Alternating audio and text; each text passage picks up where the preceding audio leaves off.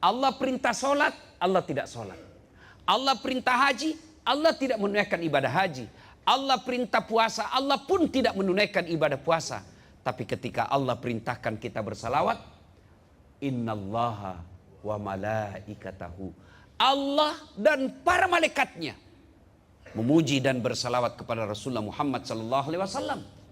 Maka Allah katakan, ya wahai orang-orang yang beriman, sallu alaihi wa sallimu taslima. Bersalawat.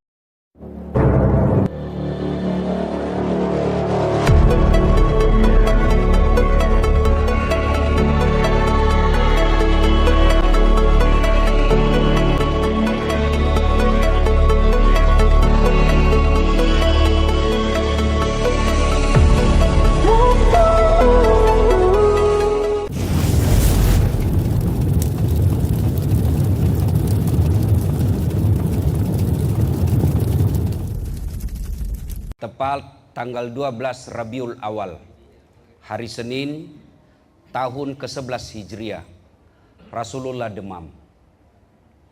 Kemudian datanglah perintah Allah untuk mencabut nyawa beliau. Sampaikan kepada malaikat Jibril, Jibril, kau turun ke muka bumi, cabut rohnya Muhammad dengan catatan, tanya dulu.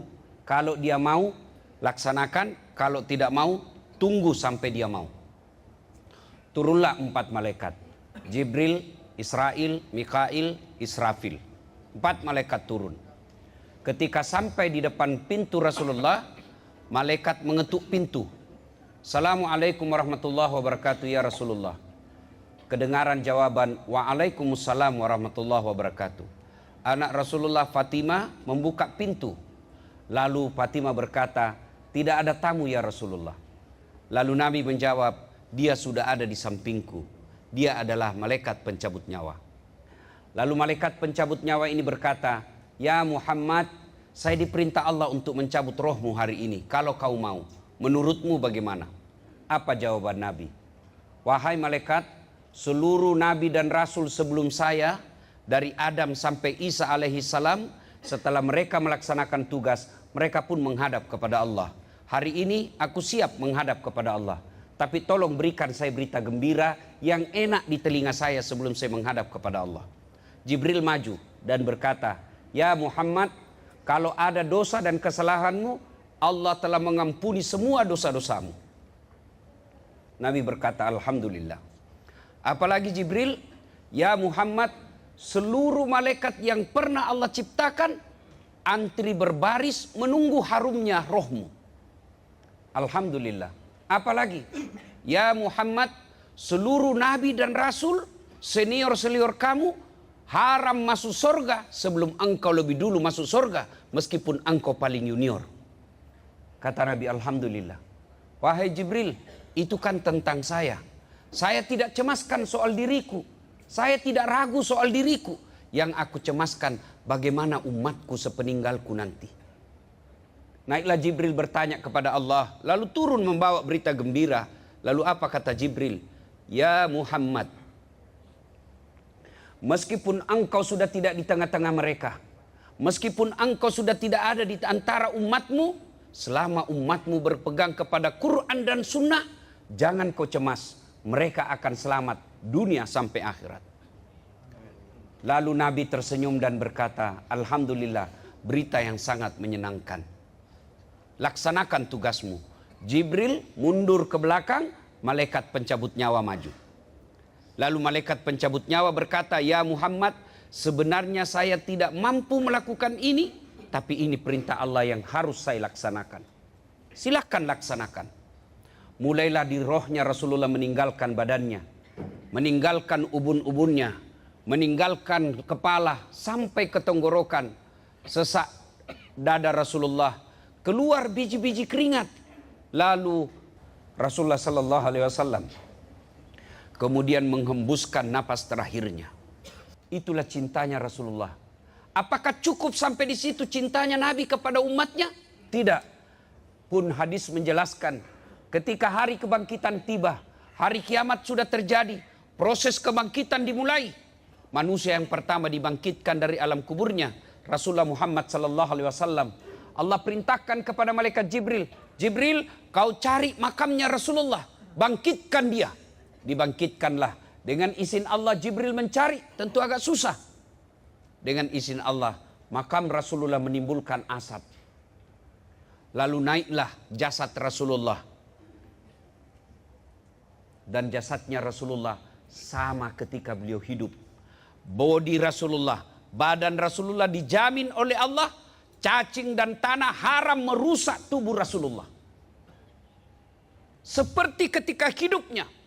Beliau bangkit, dia gosok matanya, begitu buka ada Jibril di depannya. Dan beliau berkata, ya Jibril, hari apa ini? Jibril menjawab, ya Muhammad, ini adalah hari kebangkitan seperti yang Allah pernah janjikan kepadamu. Tuan-tuan yang saya hormati, siapa yang dicari Rasulullah pada hari itu? Apakah beliau mencari bapaknya? Tidak. Beliau tidak pernah melihat wajah bapaknya, tapi tidak berkata, mana bapakku? Apakah beliau mencari ibunya yang hanya 2 tahun bersamanya? Tidak. Apakah beliau mencari Khadijah, istrinya yang paling dicintai? Tidak. Apa kata Rasulullah? Ya Jibril, kalau ini hari kebangkitan, aina ummati? Mana umatku?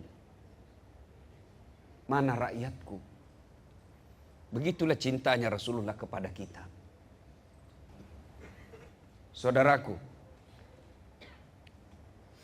Nabi menyebut umat Islam yang bertemu dengan mereka, yang bertemu dengan Rasulullah, hidup dengan sesama Rasulullah, beliau menyebutnya sahabat.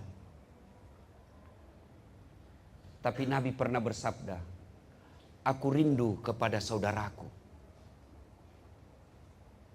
Nabi bertanya, siapa di antara umat, siapa di antara hamba Allah yang paling menakjubkan imannya?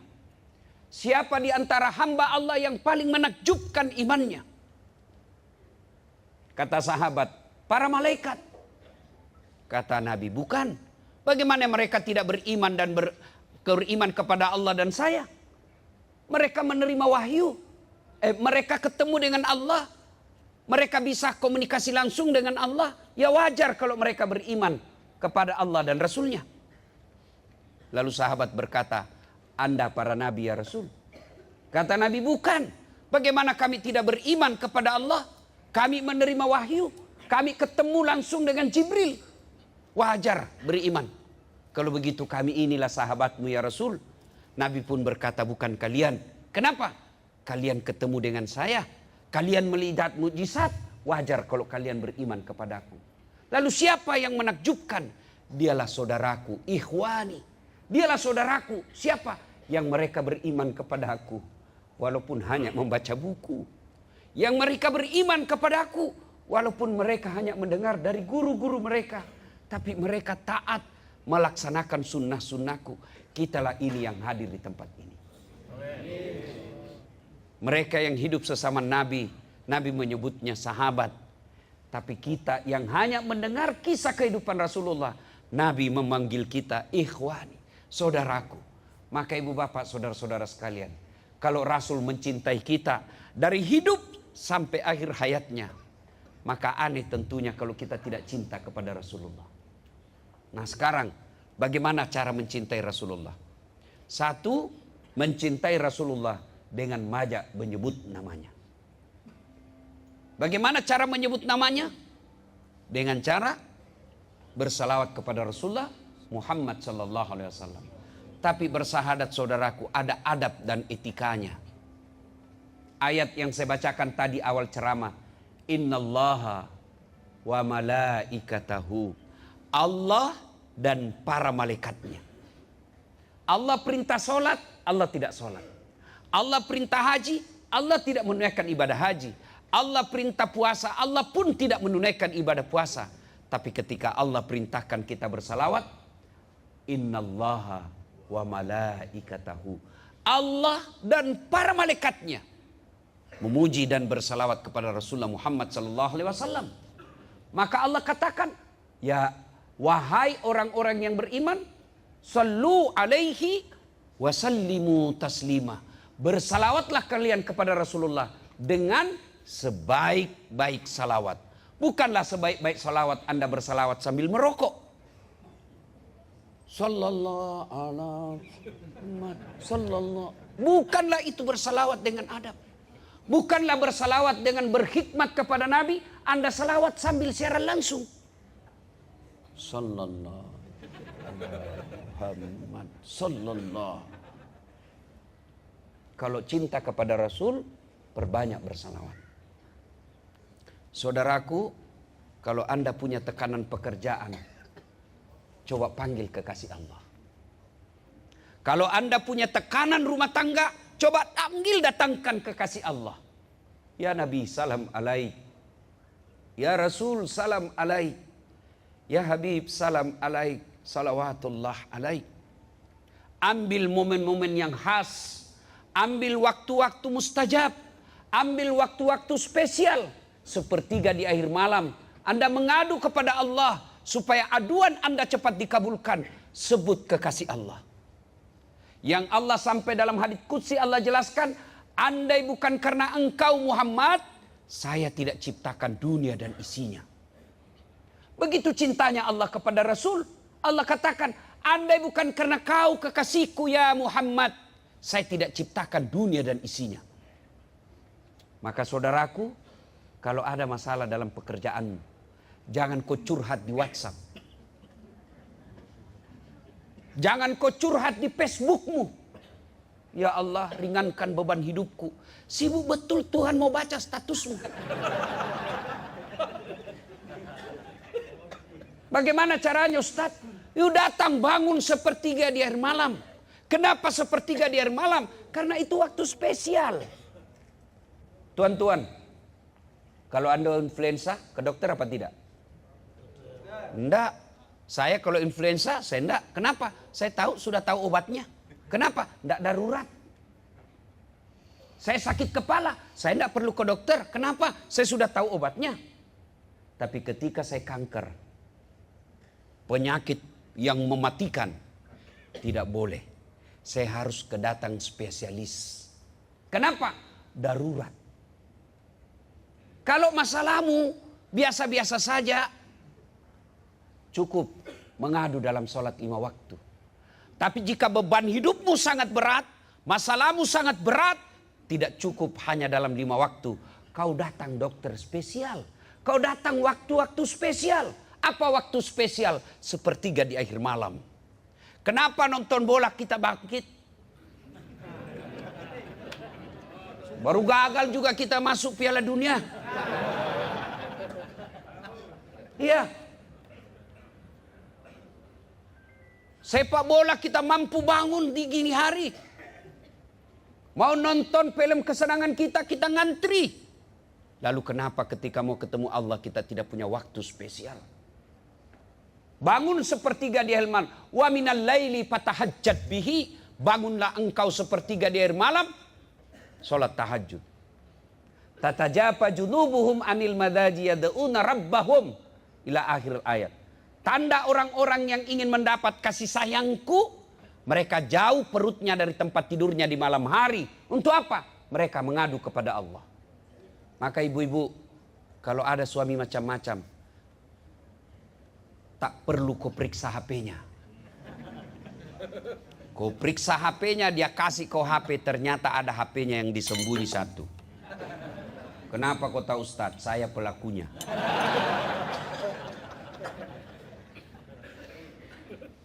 Tapi mengadu kepada Allah, zat yang membolak-balikkan hati, zat yang menjaga hati, minta kepada Allah. Kalau Allah yang melindungi suamimu, demi Allah, tak ada satupun perempuan yang mampu mengganggunya. Minta kepada Allah. Saudara-saudaraku, perkara pekerja di sini, ada beban pekerjaan yang sangat berat. Kau bangun mengadu kepada Allah. Dan saudaraku, kalau ada masalah jangan terlalu risau. Karena tidak ada orang yang tidak ada masalahnya. Mana ada manusia yang tidak ada masalahnya. Ini depan saya ini saya lihat nih Pak. Muka-muka penuh masalah semua Pak. Iya toh.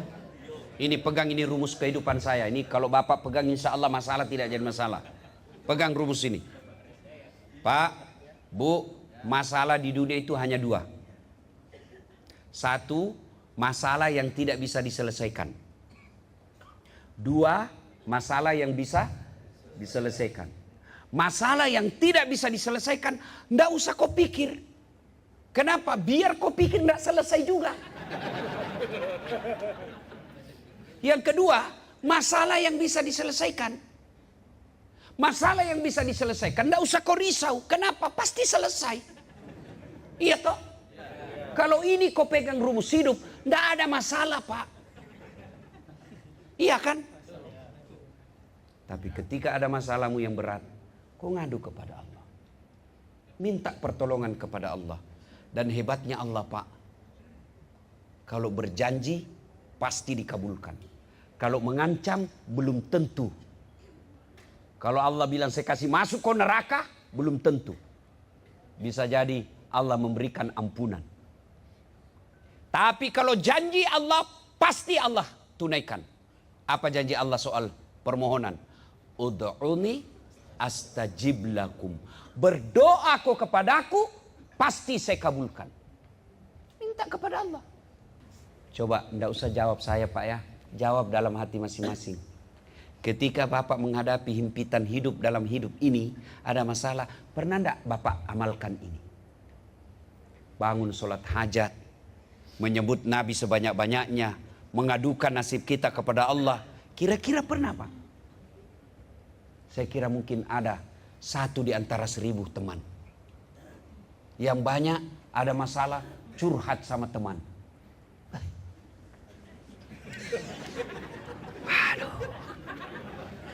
Waduh. Kenapa kita kerja kayak robot? Dan istirahat, pret. Saudaraku, yang kerja di sini bersyukur, Pak. Gajimu paling rendah 6 juta. Nih. Kau tengok nama saya itu. Oh, saya nggak ada gelarnya.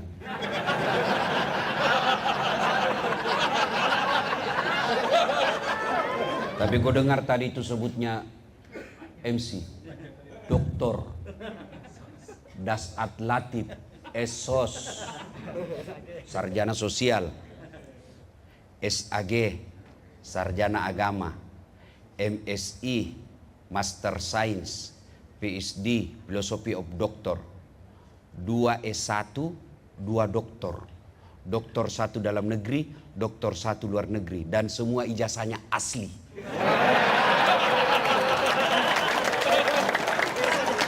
Nggak ada hubungannya yang ribut di medsos ini.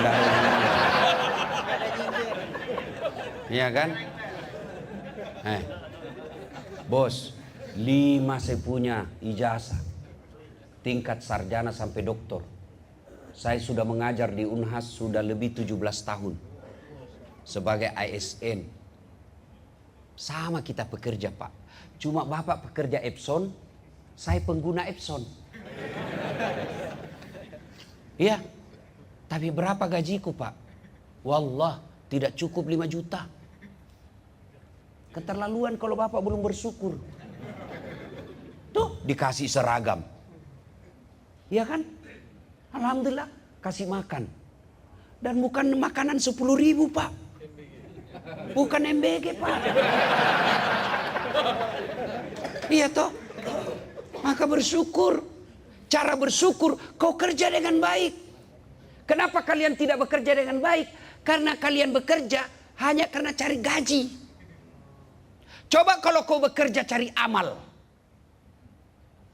Orang Islam itu, Pak, kerja amal. Maka langkah kaki ibadah. Capek ibadah. Lembur ibadah. Caranya apa? Amalkan. Yang kedua tadi sunnah selawat. Yang kedua kalau cinta Rasul, amalkan sunnah Rasul. Apa sunnah Rasul kalau cari nafkah? Wudhu dulu. Bapak mau pergi kerja pasti mandi kan? Pasti mandi? Iya. Cuma bedanya ada mandi junub, Anda mandi biasa. Kalau sudah pensiun tidak ada lagi kayaknya mandi junub, Pak ya. Nah karena pasti mandi, tuntaskan mandimu, akhiri dengan wudu. Ini kan perkara gampang. Tapi Allah katakan orang selalu ada wudunya. Innallaha yuhibbut tawwabina. Saya cinta kepada hambaku yang selalu dalam keadaan suci. Kalau Allah cinta kepada kalian bos, apapun yang kalian minta pasti Allah kasih. Maka wudu. Supaya ibadah ini, kerja kita ini ibadah. Yang kedua, pakailah pakaian yang islami. Kalau Anda cowok jangan pakai yang sempit bajunya, celananya. Kalau Anda cewek pakai jilbab, jangan sempit-sempit jilbabmu. Yang longgar-longgar. Pedal. Boleh, boleh. Itu olahraga. Yang tidak boleh, kalau pakaiannya seksi. Olahragalah dia. Senam di depan kantor. Bajunya sempit-sempit. Ibu-ibu di depan, bapak-bapak di belakang. Wajunya lagi tuh perempuan, warna kulit. 1, 2, bapak-bapak di belakang. 3. Tidak sunnah itu olahragamu. Nah, supaya pekerjaan ini jadi ibadah, laksanakan sunnah. Wudhu dulu, pakaian yang islami. Sebelum keluar baca doa. Inna sholati wa nusuki wa mahyaya wa mamati lillahi rabbil alamin. Sudah itu menghadap menuju ke pintu. Lalu sebelum keluar pintu baca doa. Bismillahi tawakkaltu la haula wa la quwata illa billah. Sunnah kanan dulu meluar. Kalau nenek saya ajarkan, ini namanya sugesti. Nenek saya ajarkan, jangan kau keluar rumah dalam keadaan tunduk. Lihatlah ke atas. Supaya Allah berikan kau cita-cita tertinggimu. Sudah keluar. Itu sunnah. Kalau cinta kepada Rasul, amalkan ini. Tapi apa yang kita amalkan? Mau keluar rumah, anak kita, bye-bye. Iya, Dedi. Dedi ya. Goodbye Dedi. Kenapa kau tidak bilang Assalamualaikum ya Habibi? Ada istrimu cium tangannya, suami cium pipinya, istri cium cuk cuk. Saya istri saya begitu Pak, kalau mau keluar rumah jabat tangan dulu. Jidat lagi, kanan lagi satu, kiri lagi. Ini agak lama sedikit. Istri saya Pak, halalan toyiban. Halal. Sudah itu dia usap dada saya lalu dia berkata, Ustadz ridhoi saya. Kalau begini, maka langkah kita jangan ke pahala.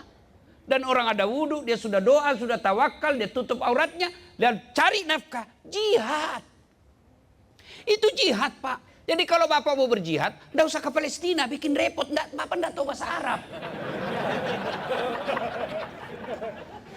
Gimana? Ya, kalau ada duit kirim. Yang merokok berhenti merokok. Ya. Yang suka produksi Yahudi berhenti. Ini ada baru-baru ternyata kita ditipu selama ini bertahun-tahun. Katanya air pegunungan. Ternyata air bor. Ya kan? Nah, sudah itu kalau semua itu sudah dilakukan, itu Bapak jihad cari nafkah. Lalu kata Nabi, kalau itu kau amalkan, langkah kaki kananmu 1 pahala. Langkah kaki kirimu gugur dosa kecil. Nah kalau Bapak dari Tangerang ke Bekasi sini Pak, berapa langkah kakimu itu Pak? Apalagi kalau sampai di tempat kerja keliling-keliling. Berapa langkah kaki? Apalagi kalau Bapak melangkah begini. Masya Allah. Nah Bapak Ibu Saudara-saudara sekalian, karena waktu kita terhad, ini saja yang sempat kita Pak? Jangan juga acara pengajian kau menghindari pekerjaan. Tak boleh begitu orang Islam. Dengar dakwah boleh, dengar dakwah baik, tapi menunaikan amanah itu juga kewajiban. Ya, saudaraku punya perusahaan ini orang Jepang. Jangan permalukan bangsa Indonesia. Kerja yang baik. Jangan kerja karena cari uang. Karena kalau kau kerja cari uang, di akhirat kau tidak dapat apa-apa. Mana pahalaku? Ini pahala Epson, Pak, banyak pahalanya. Kalau Bapak bekerja supaya orang yang kuliah, orang yang belajar agama gampang ngeprint, itu jihad. Maka jangan kerja asal-asal. Bayangkan kalau Bapak punya print sampai tangannya Ustadz Dasat Latif, saya pakai ngeprint. Contoh. Iya kan? Nah, ternyata print itu dibuat oleh sedulur-sedulur, dibikin oleh saudara. Selama printer ini saya pakai untuk kepentingan dakwah, Bapak juga dapat pahala. Itulah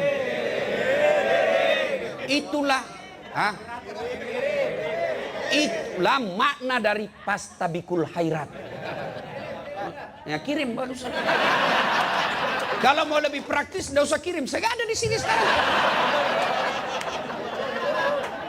Bapak, Ibu, saudara-saudara sekalian, luruskan niat. Ya, luruskan niat. Jangan mempermalukan bangsa Indonesia. Ada lelang otak, Pak, di PBB. Lelang otak. Oh, Masya Allah. Otak Jerman, harganya, Pak, uang Indonesia 200 juta. Otak Jepang lebih mahal lagi, 500 juta. Otak Indonesia 1 miliar. Orang heran, kenapa mahal? Jarang dipakai. Masih original, Pak.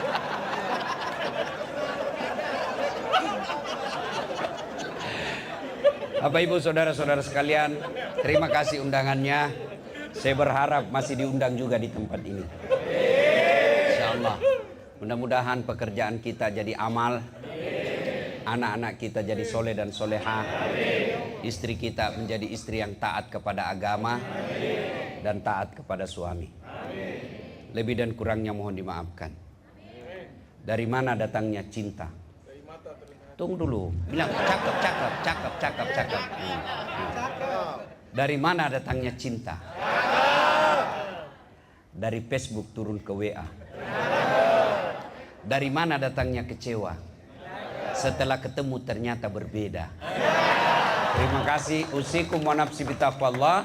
Fastabikul khairat. Assalamualaikum warahmatullahi wabarakatuh.